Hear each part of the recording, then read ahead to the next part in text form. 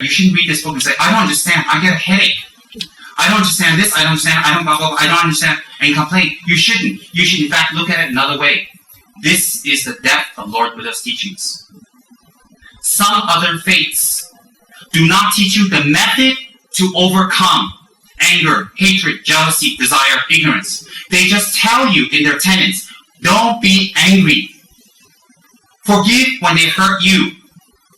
When they steal from you, give. Practice patience when people are angry at you. And it stops there. And people worship these words and these books and these tenets and these kind of papers a lot. But you see, those types of faiths only give you the end of the road. They don't tell you how to get there. Whereas a Buddhistic practice such as this in the meaning of life, it actually tells you how to get there minutely, and before it gives you instructions on how to get to the end of the road, to be compassionate, gentle, kind, loving, etc. It tells you how to develop those qualities by telling you the knowledge. And the knowledge is told to you by people who practice it, who definitely have those attainments. So people with those attainments receive those from another person who has attainments and practice it. And they can teach you. And it's so complicated. In fact, when you see how complicated one of this is, you should in fact take refuge in Buddha's teachings even more. Why? It's scientific. It's logical. It's concise. It's clear. It's direct. And there's no room for doubt. And there's no blind faith in this book at all. Not one iota of blind faith. You have met the teachings of Lama Tsongkhapa, who give you this type of teachings that is not just follow, if you don't go to hell.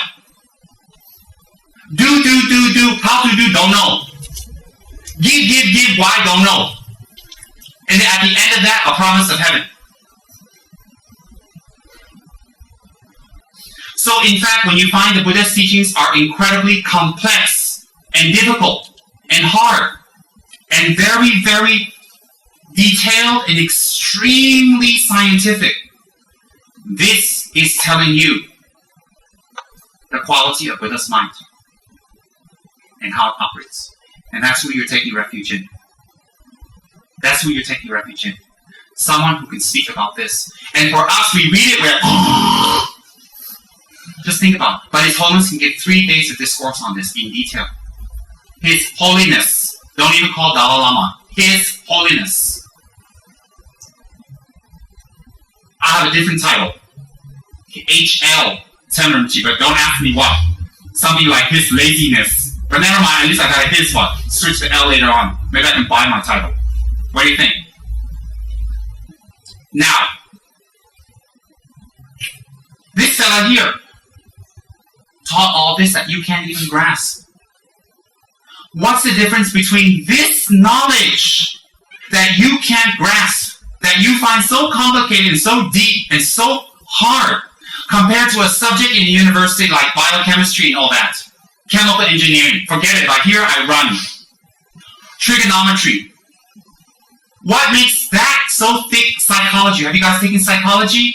No, if you do, make sure you have someone who do your reports for you and read up for you, because not me, thank you very much. Those subjects are so hard, and yet people can spend so much time and energy, 8 to 10 years to get their PhD.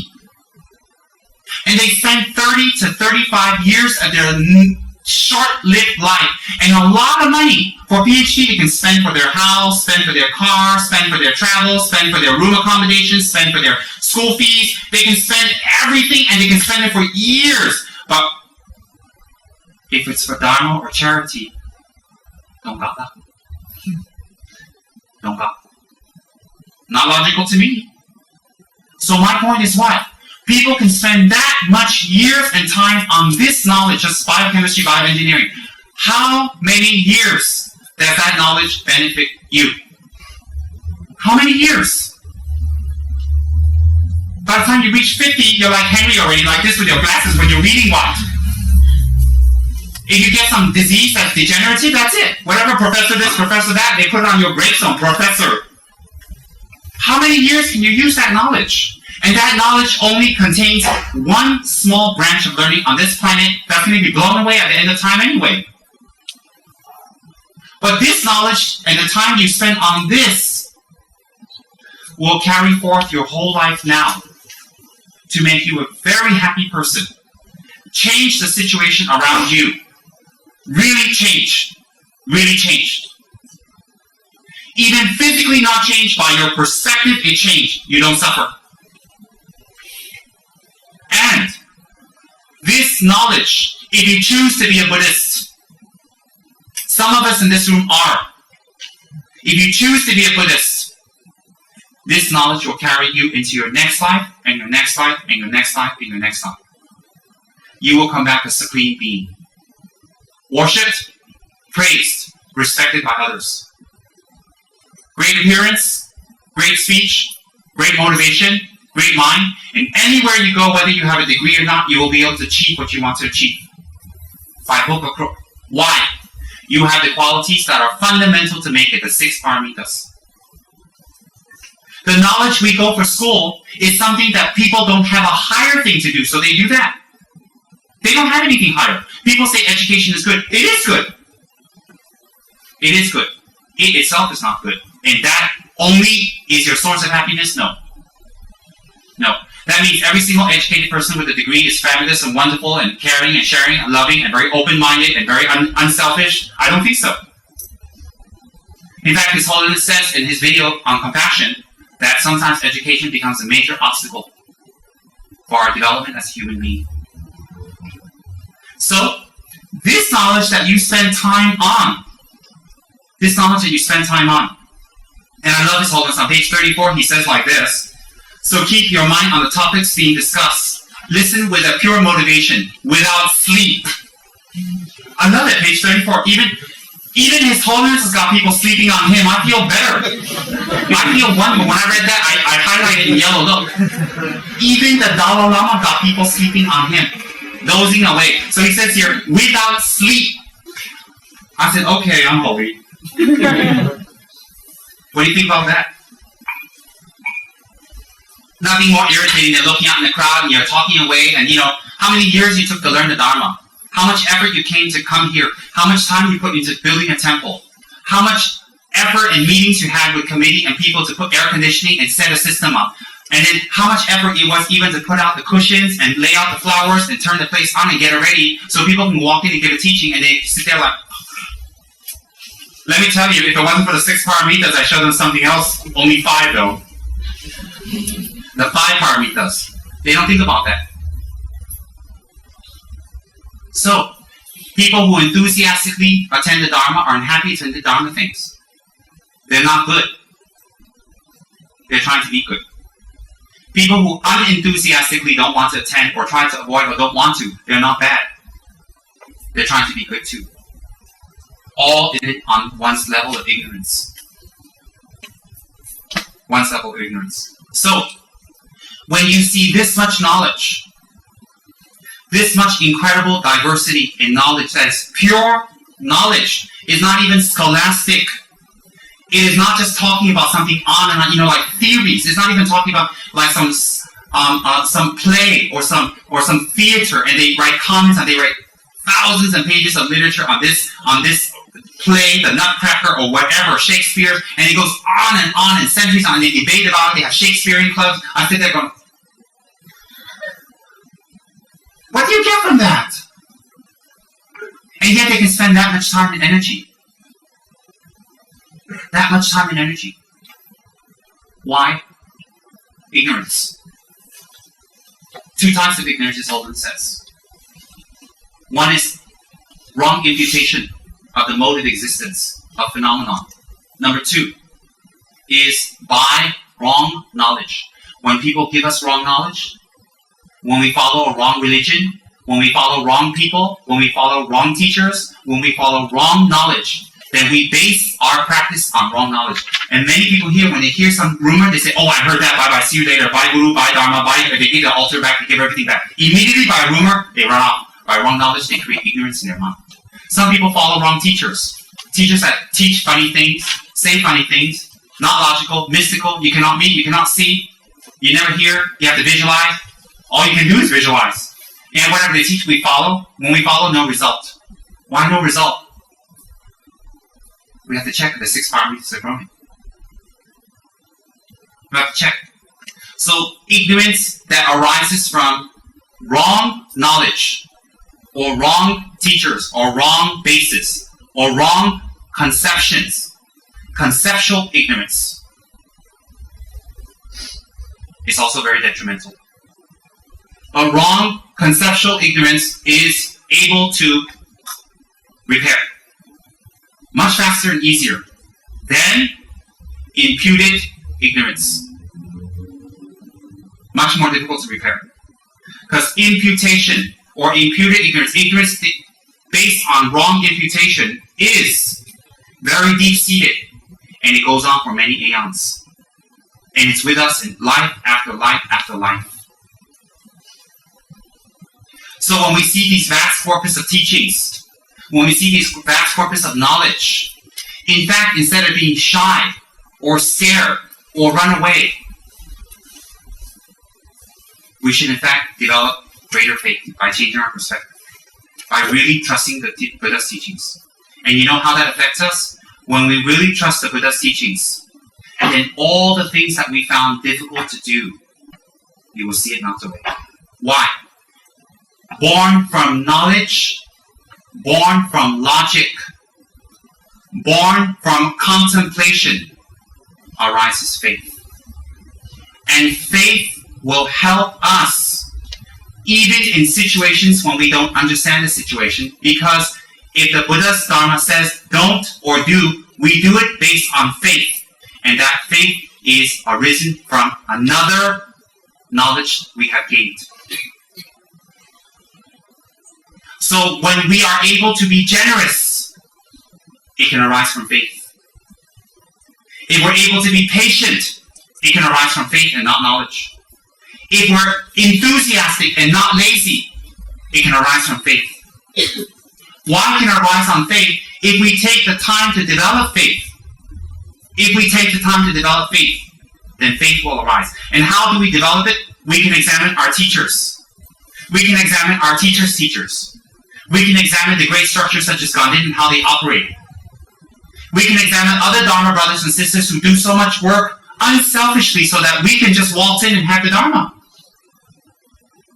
We can look at generous sponsors who, instead of keeping money for themselves and for their betterment, they can give money for the Dharma so that other people can gain. Then people say, oh, I don't want to do Dharma work because it's dangerous. It's not dangerous. You make it dangerous. You make yourself in danger anywhere you go because it's your own attitude. Oh, I don't want to work for Dharma. I'm scared. I collect back karma. No. You collect back karma on your own before you met Dharma. Hello? Before you met Dharma, you were doing fabulous collecting back karma. After you met the Dharma, it's that Dharma tells you what's right and wrong, and you're a little more conscious and scared. And you know. But before Dharma, you were collecting a lot of back karma on your own. You're doing a great job. You don't need any help. We should pay the tanka if you make offerings to you. That's right. So don't say, oh, if I'm in Dharma, I collect a lot of bad karma. I can't do this, I can't do that. Lame, tired, ignorant excuse. Dharma is so hard. I hear that all the time. I can't push myself. That's the way I am. It's so difficult. It's not Dharma that's difficult. You're difficult. Dharma doesn't make anything difficult for you. When you tell people Dharma is difficult, automatically anybody who knows Dharma look at you and say, oh, mommy, come home. People not in Dharma, they say, either way, Dharma is stupid one. And the people on your level, they yell out, Dharma very hard, well, let's run away and let's go hang out at home and pick our nose, eat a pizza, and oh, mommy, come home, watch TV, and we'll be a Buddha, 20 billion aeons later. Yeah. So when you tell people Dharma makes your life hard, Dharma makes your finances hard, Dharma makes your mind difficult, Dharma takes your time away, Dharma takes too much time, I am very sorry. You are wrong. If you spend money for the Dharma, you get the benefit now and in the future. Read the book. If you spend your time and energy in the Dharma, you get the benefit now and later.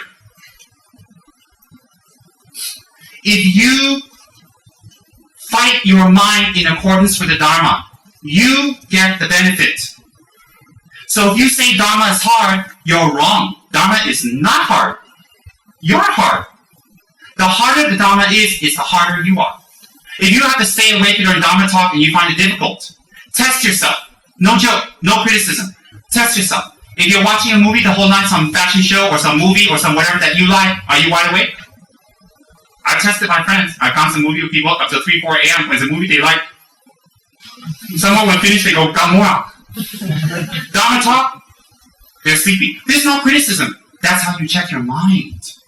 That's how your mind trick you to make you feel Dharma is hard. When we feel despondent, when we feel disappointed, and when we feel down about Dharma or Dharma people, it's a good sign. Why is that a good sign? Because your mind is healing. It's debating, it's thinking, it's going through, and it's comparing. Because a lot of things that you see, it challenges you to change. So your fear of change makes you scared, depressed, lazy, despondent, don't want to be involved, want to go away. Why? You're afraid your happiness is being taken away or challenged. That's wrong. When you're feeling depressed and down, when you feel loss of faith or confidence, it's a very good sign. And you should not hold on to it. You don't make it more, you don't make it less. You let it pass. You observe it like every other emotion. I mean, some of you are married to husbands and wives. Didn't you think, I want to divorce? And then when you let it pass, okay. Sometimes you're in a job, I want to get out of here. When you're there for a few months, 1 year, 2 years, okay, I stay, I like it. People, food, even some food you're like, ugh. Then after a while, say, oh, I like more. Anyways, when you feel down and lazy and despondent, what's despondent? When you feel despondent, 当你觉得心情很绝望， depressed, 然后很沮丧， no hope, 没有希望的时候， and as a result, laziness, 然后造成气 lack of enthusiasm, 没有热情， it's a good sign. 这是一个好的现象。 Definitely it's a good sign. It's because I felt that when I was in America. I told some of you guys who know me, I gave a practice in sadhana, a couple of times. I'll see you later. Like I told some of you when I was in America, I had a great altar. You can see the picture of it in my book, if it ever comes out. I covered it several times. And I said, I'm not praying to you guys. I don't get any results. I'm poor, and I'm having difficult problems and all that stuff. I stopped praying. After a few days, I opened up, say hello, and changed my mind. And I actually go, are you guys still my friends? They're still smiling at me. Tara's still smiling. Shakyamuni's still smiling. Vajrapani's still pissed off. Setup is still unhappy. Whatever. But it's all the same. And when I go back to my guru, say, oh, welcome back. I'm like, oh, it's healthy. You know why? When in our life have we not felt depressed or down or disillusioned 缺乏希望， about anything in our life? When? We felt disillusioned, depressed, regretful about our wife, about our husband, about our children, about our dog, about our friends, about our flatmate, about our jobs, about the way we look, about the clothes we bought, the trip we went, the people we're hanging out with. We felt like that many times. What difference does it make? It's our mind doing it again. It's our mind doing it again. How many times have we made commitments in the past and broke it? Don't want. How many? We made so many commitments. We want to do this, we want to buy this, we don't want to buy. We want to buy, don't want to buy, don't want to buy, don't want to buy. When it comes to food, buy lot. How many times? So when we go to the Dharma store and we book a statue, we say we're going to buy it, we never pay, we just disappear, see you later, and someone else buys it. What else is new? That's what we've been doing. Yes, so if you feel despondent, and you feel lazy, and you feel down, you don't feel enthusiastic, daily, weekly, some people it's maybe once a year, twice a year, some people it's monthly, sometimes weekly. It's a good sign. Do you know why it's a good sign? Let me tell you why. The Dharma blessings is going in. Your Guru's words are penetrating. You know why you're happy? You're afraid your happiness is going to be taken away. Your idea of happiness, not real happiness, is going to be taken away. And you're being challenged. And when you reach a point where you're going to the next step, listen carefully. This happens in deep retreats. When you're going to the next step, to the next attainment, a lot more obstacles come out. A lot. There are even people in retreat, they give up retreat and they throw their malas in a retreat and they run. They say, I'm not going to do it. Then after they recover, they're okay. With some pujas and some meditation, they're okay. Oh yes, there are people like that. It's nothing. There's nothing. So when we feel like that, we should actually be happy, look at it, watch our mind and say, what else is new? This is what we do with everything in our life. Everything. Everything in life. So it's just added to the list. And this shows us not the Dharma is good or bad, or our children is good or bad, or our husband and wife is good or bad. It doesn't show that. It shows our mind and its level. So when that happens, contrary to what you should think, you should be happy.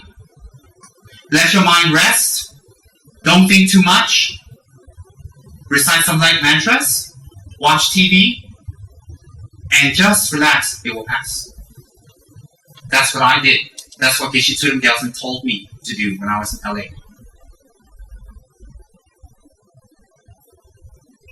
And that happened to me in Gandhin too. A couple of times. Severe depression. So that's it. I actually packed up my bags and ran away to Hubli. I know, confessions from a monastery, okay. I actually packed up my bags about 2 times and ran away to Hubli and locked myself in a hotel. They came and found me. They were at the door, they're like, and I was in that fault. I said, go away, nobody here, go away. Trying to speak Hindi, they say, it's you, Imiji, open the door. And I got all kinds of tricks to get people away. Yeah, I did that twice. And then the second time I did that, Kenshin Ji sent people to look for me. I stayed in another hotel. I stayed in this hotel called Shringar Hotel. Because I used to stay in Nataraj, I stayed in Shringar. They couldn't find me for 2-3 days because I switched different hotels. Because I was planning to get my ticket and run away to Delhi, and from there I don't know where. I was thinking somewhere in the blue-green pastures where there's no Dharma, no gurus, no statues, no practice, no meditation, no retreat, no telling me I'm a bad person. Just run away someplace that I could be happy with myself. That's what I was thinking at that time. Does that sound logical? Anyway, I was switching hotels. There was 3 hotels. Nataraj, Shringar, there's one more. I can't remember that hotel's name. So I switched. And it was becoming dangerous because there were more monks. Kenshin was sending more monks to look for me. So I'm not kidding. It's a small town. It was all over. So if I go this way, and then some more, the rickshaw driver I used, his name is James. He knows all the monks. So they cornered him. You better tell us where Guruji is. And he's like, I don't know. They said, we know you know. And then they asked the store people, they asked the restaurant people, did he come here to eat? Did he come here? Did his driver come here? Did he buy? They said, yeah, we saw him. He went that way. They went that way. Oh, they went all over. They tracked me down. Finally, they found me at Shringar Hotel. I was locked in there with my towel and everything, and I was packing to, I couldn't even go to the train station to get my ticket. I'm not kidding. Everywhere there were monks looking for me. And a part of me was like, smell, I'm important too. But a bigger part of me was, I wanted to get away. It's so hard to study. It's so hard to follow the disciplines. I don't want to give up being a monk, no. Just a monastery. It was so hard. And I realized what it was. And so Kenshin Ji sent his messenger and said to me, if I don't come back tonight, he himself personally will come to Hubli to bring me back. So when I heard that, I dare not already. I went back. Why? That is very bad. To have your guru come down and beg you to come back. To have your guru come and tell you, please come back and beg you, and make Kenshin Ji come for the 1-hour journey to Hubli to see me. You see, even though I was like depressed, despondent, I want to give up, deep down inside, I have deep respect for my guru. I dare not. So when he said that, I went back. When I went back there, I thought I'm going to get a big song and dance about how bad I am, purification practice, 35 confessional Buddhas, all that stuff. He said to me, okay, go downstairs, have a nice meal, take a bath, and relax. I said, that's it? He said, yes. He said, relax your mind. And that's what I did. He never talked about it again, the second time, never said anything. Not because he was afraid, because Kenshin Ji is well known for scolding. Well known for scolding students. Let me tell you, he'll scream. I got screamed at many times. I just visualize his Dakini songs. Yeah, it is, and I realized that's my mind. So, when we experience this, don't worry. Dharma students to help Dharma students. That's what my monk friends did. They all helped me. They came and said, how are you? They brought me food. They didn't talk about anything. They just let it go on. Why? There's nothing to talk about. We go through this. It's like having a flu. Hey, how's your flu? What you get? What you take? Who cares? Just let it pass. So Dharma students should support Dharma students with love and care and understanding. And never let one Dharma student just pass away. We must call them, SMS them, and see them, and show them love and care. We must always do that. Why? We go up and down, up and down. It's normal. It's normal. When we feel down and depressed, we let our mind rest and relax. We don't want to do Dharma anymore. We don't want to help. We don't want to do anything anymore. We don't want to pray. We don't want to sponsor. We don't want to prostrate. It's okay. Just say to your mind, it's okay. Why? Because our good quality will come up again. The very first reasons why we help, we pray, we sponsor, we took refuge, we go to the center, those qualities are still in us. They will come out again. They will definitely come out again. So just relax. That's for general people. I'm not talking about controlled, scary, monster, angry freaks who for 6, 7, 8 years go on and on and on with their anger. They never change. Those people, there's a different kettle of fish. Completely different. You don't apply that. Just normal people like some of you and me. Did you hear that? Normal people like some of you, some, and me. It's alright. I know it's not embarrassing. Big fat Rinpoche sitting on the throne used to run away to Hubei and be a big crybaby. Oh, confessions of a monastic. Oh, never mind, whatever. I'm not embarrassed. Why? Why should I be? I'm not trying to pretend to be a Buddha. They told me I'm a Rinpoche. I told them, are you sure? In fact, after they announced I'm a Rinpoche and they thrown me, I didn't like it because there was so much protocol. Can't go out without attendance, cannot do this, cannot dress that, cannot go here, cannot this, act like that. They learn the rituals, put you on the throne in the middle of the monastery, you gotta ring the bell, everybody's looking at you, you mess up, they're like, I'm a Rinpoche, you can't laugh, They're like, they laugh even louder. I had one little Rinpoche, a little Nazi one, small one, when some girls were making fun of him, said, you can't make fun of me, I'm Yamataka, I'm in his emanation. That we call it Yamataka La. That's right, he said, you can't say that to me, You can't tease me, I'm a Rinpoche. They say, oh, big deal, you gotta prove you're a Rinpoche. You can't say that. They said, prove it. He said, I'm an emanation of Yamataka. And when I heard that, I was like, oh, brother. I said, come here, Yamataka, slap. That's right, Yamataka's got 34 arms. I didn't get 34 slaps back. I slapped that Yamataka. Slap, slap, slap, slap, slap. 9 slaps for each of his face. Slap. 9 faces, what? After that, I said, are you Yamataka? He says, no. That's right. So I don't presume to be Yamataka, or I don't presume to be Hiruka, Vajragini, or Buddha. I presume to be a monastic with my faults and problems. But maybe my previous life I practiced a little bit more than some of you people. Some, maybe. So I have more enthusiasm. But I don't presume. So when I get depressed, I get down, it's okay. Last time I was embarrassed, this time I'm not. Oh, there's more things. There's more details I'm not going to write. I did some attention things, I showed one of my students, I'm so depressed, I showed him a razor blade. He went, oh, you're not going to do that, are you? And I was like, I didn't say yes or no, I didn't think it. I needed some attention. I needed someone to tell me that I'm important. That I matter too.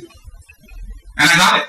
But I did that once or twice, I didn't do it too many. If you do this smell thing that you're very important all the time, after a while people don't want to smell, bye-bye.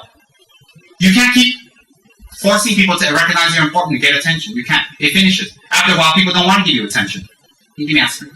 After a while, people are not going to give you attention. You'll run out. People are not going to entertain you anymore. People are not going to listen to you anymore. People are not going to believe you anymore. People are not going to have confidence or do things with you anymore. Not because they don't like you. Not because they want to hurt you. Because they don't trust you. And every time you're involved, you mess up everything. So they don't want to get involved with you anymore, not because they hate you, because you've done it so many times that if they want to start something new and move on, they can't because you keep dragging people down. So that's what we need to know. That's what we need to know. Compassion isn't stupidity. So when we're feeling down and we're feeling unhappy, it's okay. It is alright. Why is it alright? We felt like that about many, many, many, many things. Many times. Let it pass. Make offerings on our altar happily. We don't feel like making, no problem. No problem at all. So, when you find it difficult for Dharma, when you find it difficult to understand, different perspective, how incredible the mind of Buddha is. How incredible the followers of Buddha is, like the Dalai Lama, Sri Rinpoche, how incredible. where they can teach us things that's so difficult to understand and even more harder to do. But they do it. They understand it. Doesn't that tell me that there is something higher than me? So if there's something higher than me, listen carefully, use inferential logic again. If there's something higher than me, and the higher than me tells me to do this, and I can't, then I should push myself to do it. Because if this higher than me knows more on that, they must know more on this also. Because we can't be selective on what they know and don't know. What we like, they know, we follow. What we don't like, we don't follow. They don't know. Or we pretend. That won't get us progress. That won't get us progress in school. That won't get progress in our marriage, in our house, in our friendship, in our life. It won't get us progress. We can't be selective. So that's very logical. You have to think about it.